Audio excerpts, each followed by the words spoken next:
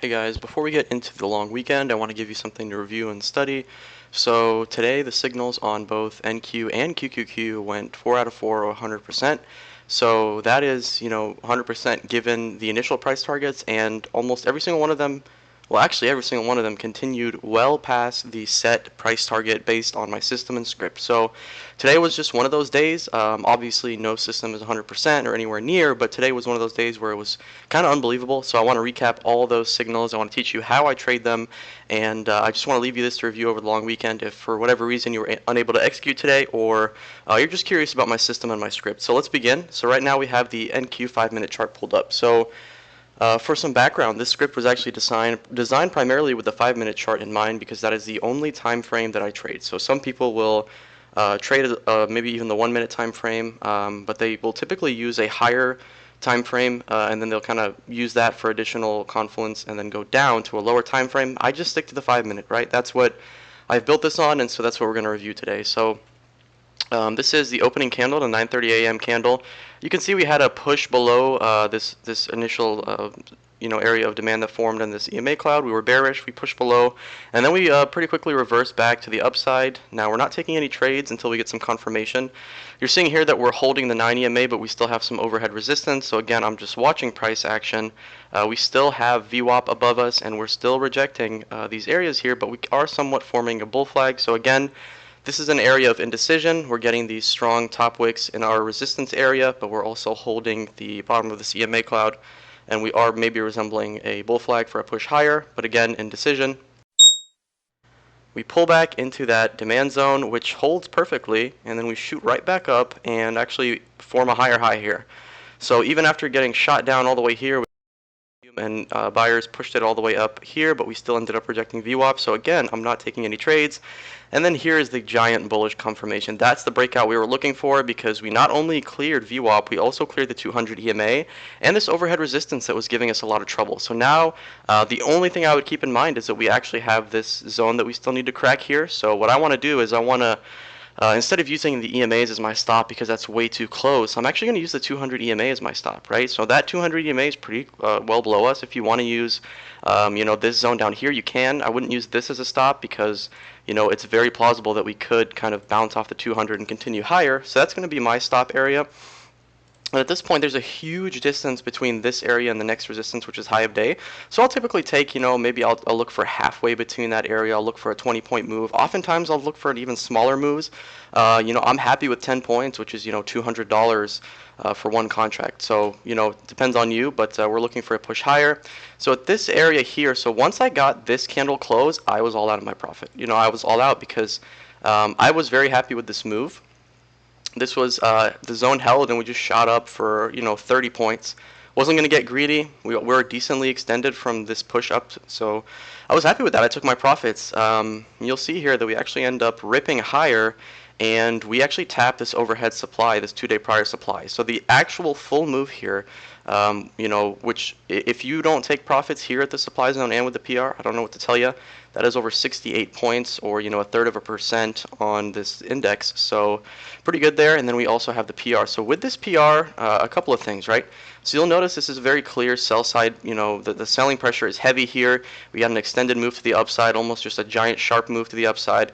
We're getting some volume on this rejection of this supply zone, and we're going to use this area as our stop, right? I'm going to put an arrow because that red line is actually the built-in stop loss. So we do have a little bit of way to go here, but given the strength of this move, it's not surprising that this wick is a bit large, but that is a stop, right? And then what we're looking for here is a pullback down to the EMA cloud. Now, the EMA cloud or this demand zone, whichever gets hit first, if you want to be extra careful, you can actually just scalp into this support area right here, which we can see could be formed by these two candles, which is still a good 25-point move.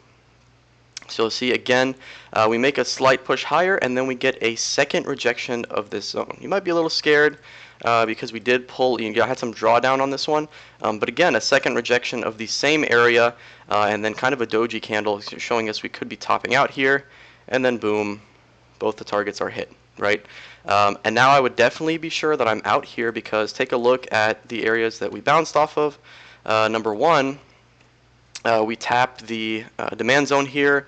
We also tap the 21 EMA, and we close inside the cloud. Now there is a decent amount of selling pressure here with this candle, as well as the volume here. So could see some more downside continuation, possibly even a final target of VWAP, and then this kind of confluence area of VWAP support and demand. But definitely would be all out here. The extension on this move with the additional, well, I guess we'll start it from right here, was about 50 points. So 50 points for context is $1,000 on one NQ contract. So let's continue here. You see we actually do get a push into VWAP and the 200 EMA.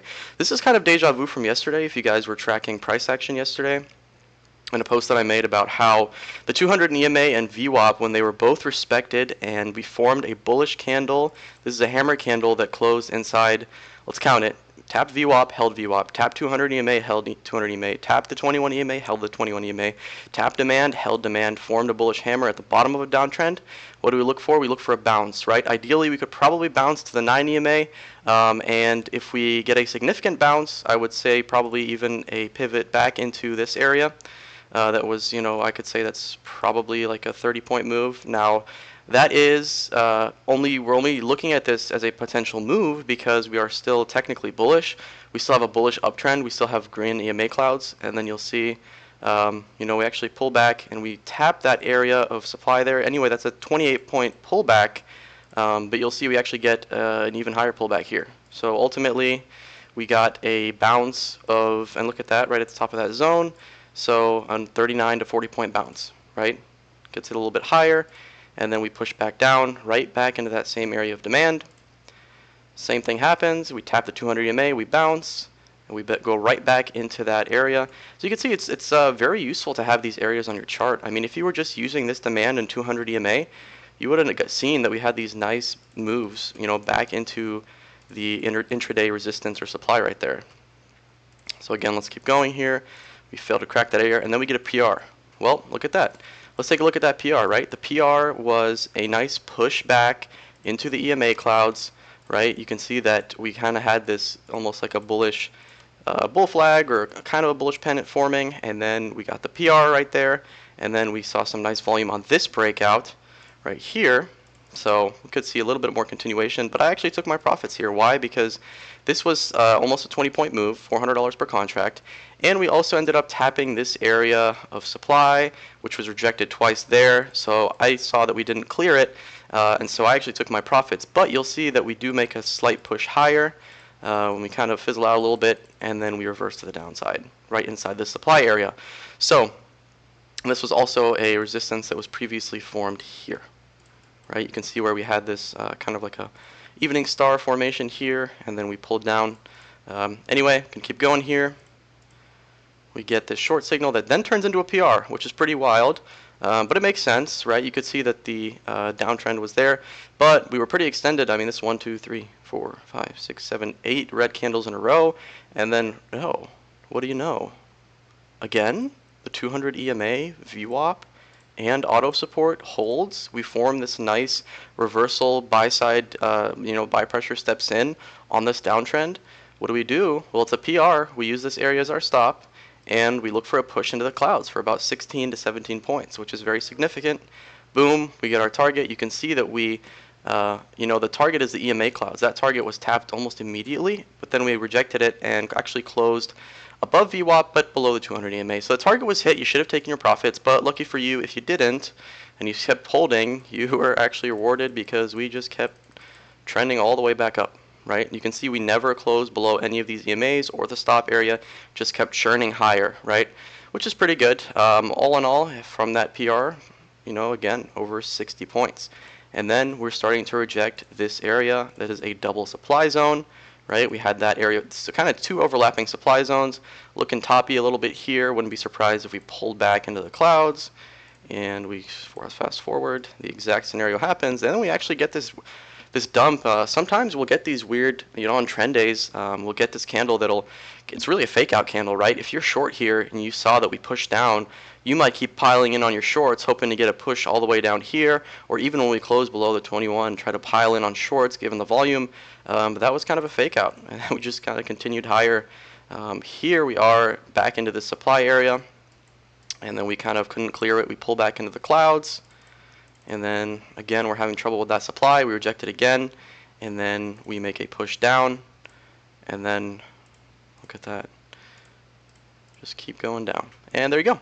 So those are all 4 signals, and then that's how the day played out. And then if I switch to QQQ, I'll show you the same exact thing with a different signal, but still worked out, right? So these two are basically the same.